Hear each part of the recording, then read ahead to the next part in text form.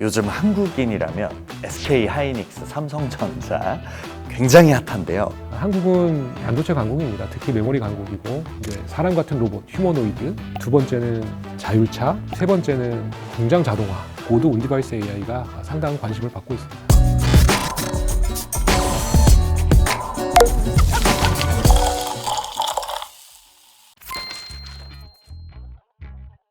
저도 사실 AI를 연구하는 연구자로서 이제 경량화라는 말도 있고요. 뭔가 양자화라는 말도 있고요. 정말 간단하게 설명을 드리면 두 가지 요소가 필요해요. 하나는 막 계산하고 연산하는 녀석. 다른 하나는 계산한 결과 어디다 적어놔야 되잖아요. 그래서 메모리, 기억 장치. 크게는 계산하는 녀석, 그리고 기억하는 녀석. 근데 온디바이스는 조금만 가지고 와서 해야 돼요. 그럼 계산하는 녀석도 훨씬 적고 기억할 수 있는 것도 훨씬 적으니까 당연히 성능도 약하고 뭔가 이게 삐리삐리 하겠죠.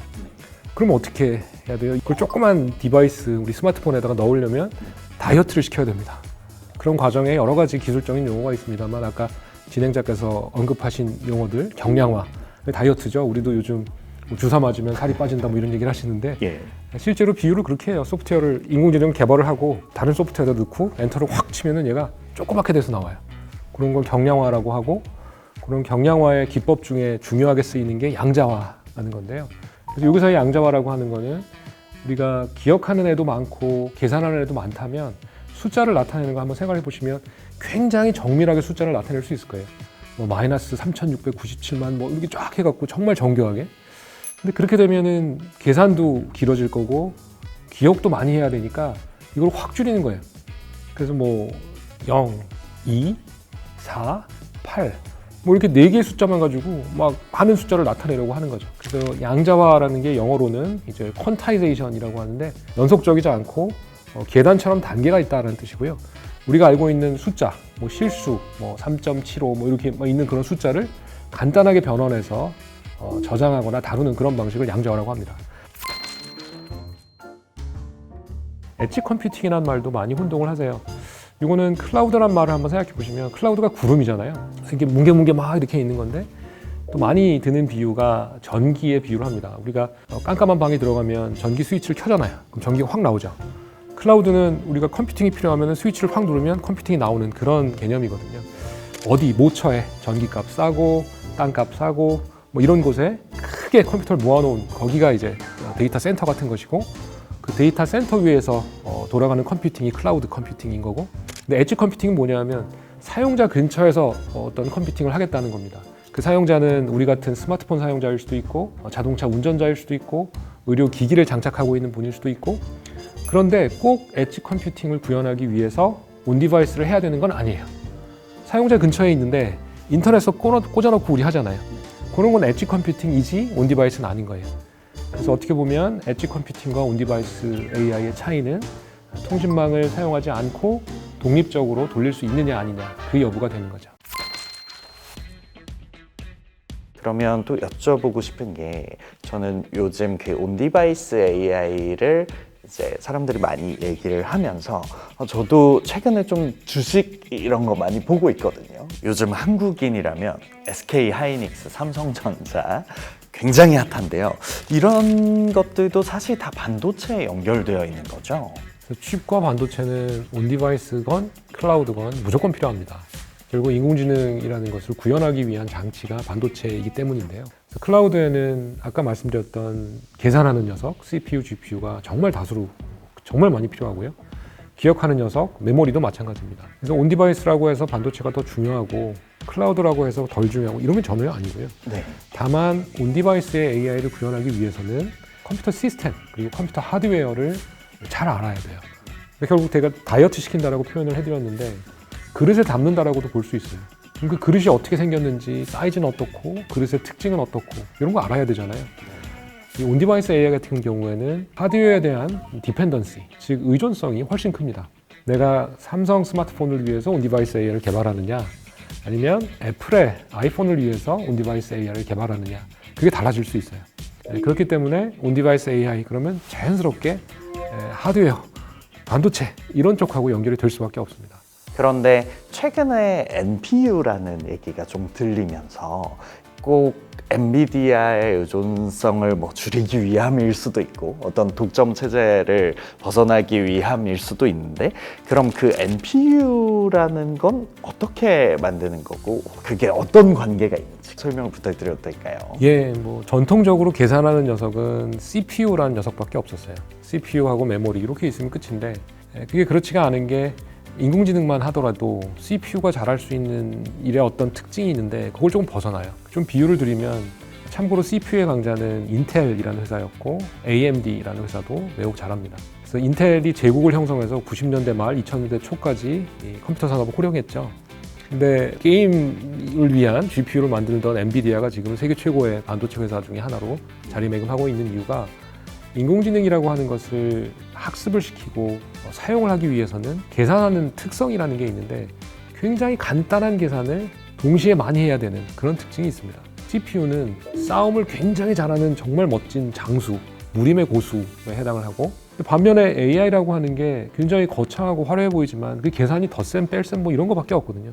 그러니까 이거는 장수는 필요 없고 사병이 엄청 필요한 거예요. 그래서 GPU는 쉽게 말씀드리면 그런 사병들이 몇천 명, 몇만 명이 모여있는 그런 계산하는 녀석이고, 다른 비유로 하면 초등학생들 한 3만 명 모아놓은 뭐 이런 집단. 반면에 CPU라고 하는 거는 대학생 수학 잘하는 친구들을 뭐 한 16분 이렇게 모아놓은 이런 상황인 거예요. 그래서 전통적으로는 이렇게 CPU를 썼지만 인공지능으로 가면서 GPU, 이게 초등학생 수만 명이 더 나은 그런 상황이 됐던 거고, 엔비디아가 이제 제왕으로 등극을 하게 됐는데, 최근에 여러 가지 변화가 있습니다. 우리 과학 커뮤니케이터님께서 정말 전곡을 찌르셨는데, 전통적인 CPU 그리고 여러분 주식 많이 가지고 계신 엔비디아의 GPU를 넘어서 NPU라는 것도 나오게 되는데요. 이거는 CPU가 굉장히 수학도 잘하고 막 이런 강력한 사람들이라고 했는데, 그게 비싸거든요. 그런 분들 많이 모으려면 몸값도 비싸고. 그래서 정말 AI에 꼭 필요한 연산들을 뭐 GPU가 됐건 CPU가 됐건 그걸 모아서 별도로, NPU는 뉴럴 프로세싱 유닛이라고 해서 이제 인공지능 전용 반도체를 만든 거예요. 그러면 메모리 반도체의 강점을 가진 한국은 온디바이스 AI에서도 좀 강점을 가진 나라로 볼 수 있을까요? 네, 굉장히 또 딱 시기적절한 그런 질문인 것 같고요. 한국은 반도체 강국입니다. 특히 메모리 강국이고, 우리나라의 어떤 경제 활동이나 이런 걸 논할 때 반도체를 빼고 얘기하기가 조금 쉽지 않은 그런 상황이에요. 조금 더 나아가면 한국이 잘하는 이제 의료나 교육이나 관광이나 이런 것들하고도 인공지능이 접목이 될 수 있죠. 그래서 결국 이런 요소마다 AI를 활용을 하실 거고, 특히 우리나라는 온디바이스 AI를 하기에 정말 최적의 환경인 나라라고 생각을 합니다. 그 이유가 이제 반도체나 하드웨어 강국이기 때문이고요. 제조업 강국이기 때문이죠. 그래서 한국에서 인공지능과 관련된 그런 일자리를 알아보실 때 아마 온디바이스와 연결되어 있는, 뭐 반도체와 연결되어 있는 이런 포지션들이 굉장히 많을 겁니다. 또 대한상공회의소에서 운영하는 인력개발원에서 온디바이스 AI 전문 인력을 키우는 교육과정을 잠깐 소개해드려 보겠습니다. 먼저 경기인력개발원에서는 온디바이스 AI 반도체 설계 과정을 운영하고 있습니다. 그리고 또 서울기술교육센터에서도 온디바이스 AI 시스템 반도체 설계 과정이 진행되고 있습니다. 그래서 이 과정들은 직접 설계 과정을 경험하면서 이론뿐 아니라 실무 감각도 익혀가는 과정으로 볼 수 있을 것 같습니다.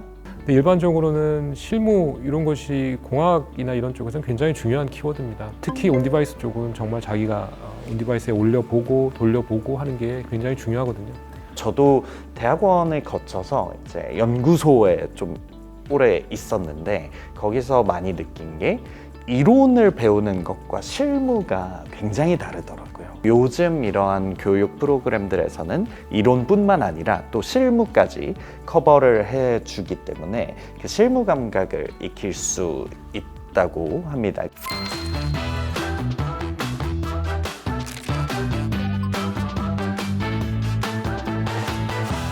그러면 혹시 시스템 반도체 설계 과정 이런 것들은 우리가 약간 흔히 접할 수 있는 소프트웨어를 배우는 거랑 좀 다른 것 같은데요. 이런 약간 하드웨어 교육 과정에 대해서는 또 어떻게 생각하시는지 여쭤보고 싶습니다. 네, 하드웨어 교육에는 여러 가지 구성 요소가 있을 수 있습니다.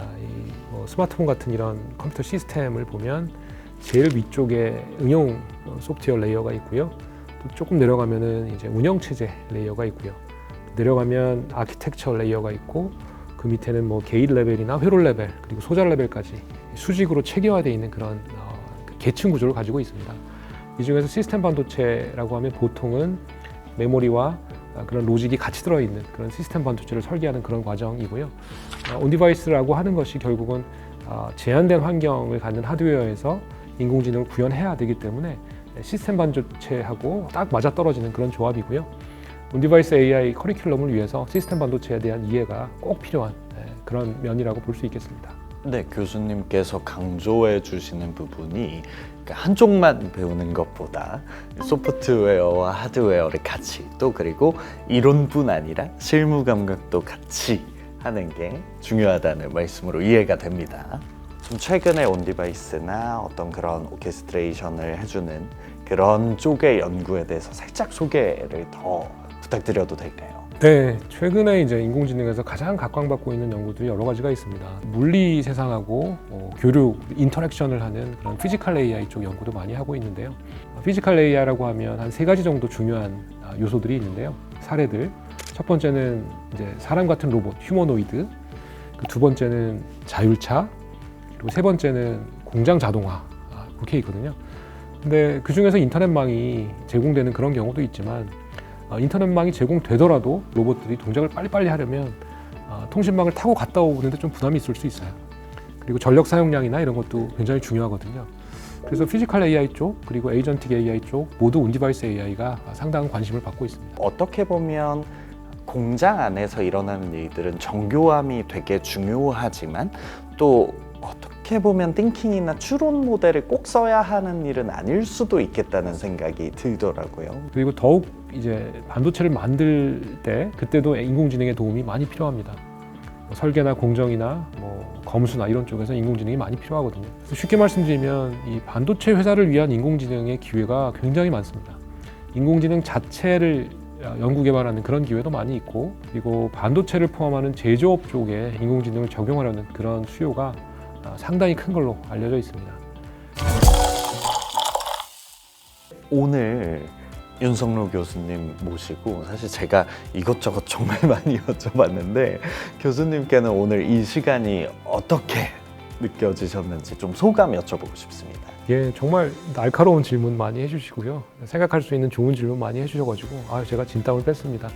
반면에 온디바이스 AI가 완전 새로운 개념이 아니고 우리가 매일매일 쓰고 있는 그런 스마트폰이나 여러 장치에 이미 들어가 있다라고 하는 사실을 기억해 주시면 좋을 것 같고요.